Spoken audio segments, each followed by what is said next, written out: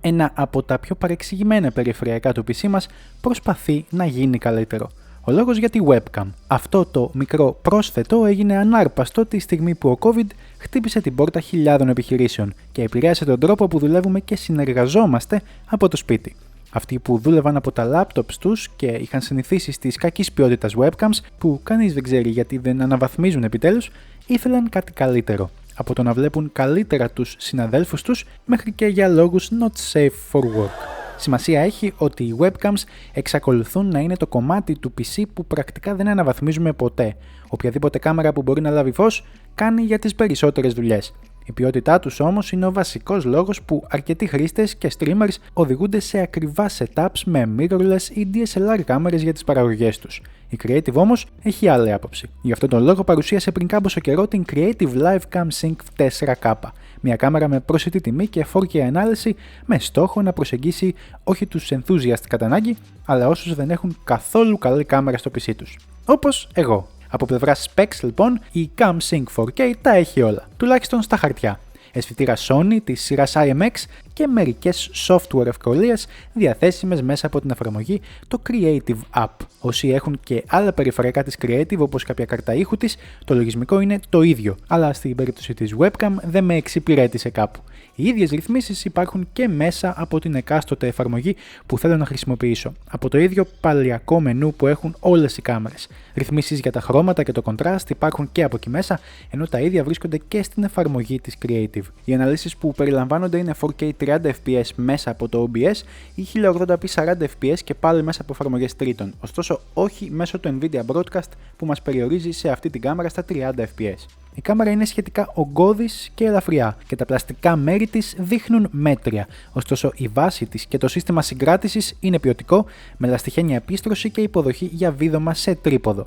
Επάνω στο σώμα της LiveCam Sync 4K υπάρχει και ένας διακόπτης για την απενεργοποίηση του καλού γενικά μικροφόνου και ένα κουμπί που προσαρμόζει το φωτισμό, αυξάνοντας ψηφιακά δηλαδή το exposure και υπερφωτίζοντας τα πάντα. Στην εφαρμογή κάμερα των Windows όμως λειτουργεί καλύτερα και η ποιότητα της εικόνας είναι πιο καθαρή και όχι εντελώς υπερφωτισμένη. Αλλά το σημαντικότερο selling point της εν λόγω mid-range webcam είναι ο ευρυγόνιος φακός που διαθέτει, πιάνοντας έτσι ολόκληρο το χώρο που βρισκόμαστε. Λίγο άβολο. Η απουσία ρύθμισης για το feature αυτό την κάνει για εμένα πιο δύσκολη επιλογή. Φυσικά η εναλλακτική εδώ βρίσκεται στη χρήση ενός background remover, κάτι που λύνεται είτε με τη χρήση του εκάστοτε λογισμικού που τρέχουμε, π.χ. Google Meet ή Skype, είτε με τη χρήση του Nvidia Broadcast για τους κατόχους Nvidia RTX GPUs. Η αλήθεια είναι ότι πολλές φορές έτυχε να κάνω zoom μέσω του Nvidia Broadcast για να έχω ένα πιο σφιχτό πλάνο. Το δεύτερο αρνητικό στοιχείο για μένα είναι η απουσία autofocus. Υπάρχει μόνο χάρη στο ring επάνω στο φακό, αλλά κάποιες φορές είναι δύσχριστο αφού το χέρι μπαίνει μπροστά του, όσο εσύ προσπαθείς να εστιάσεις. Σε σταθερά setups βέβαια, δηλαδή όταν δεν κουνιέσαι μπρος-πίσω στην οθόνη, δεν χρειάζεται να ρυθμίσεις συχνά το autofocus.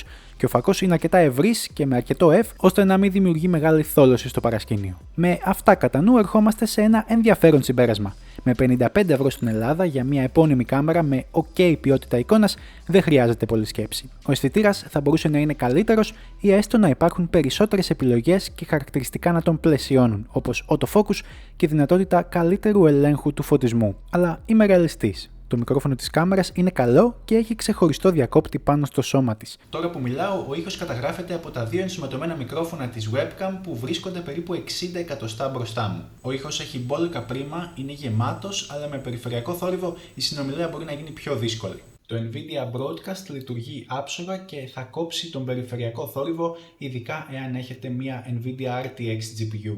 Ωστόσο, πολλές φορές έπεισα τον εαυτό μου να χαλάει το πλάνο και να ψάχνομαι για να δείξω όμορφος. Βέβαια, αυτό δεν χρειάζεται και πολλή προσπάθεια.